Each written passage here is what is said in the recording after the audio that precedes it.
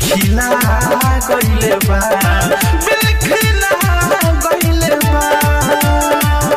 राजा जी के चैन वाला घड़िया से कमरिया छिला गइले बा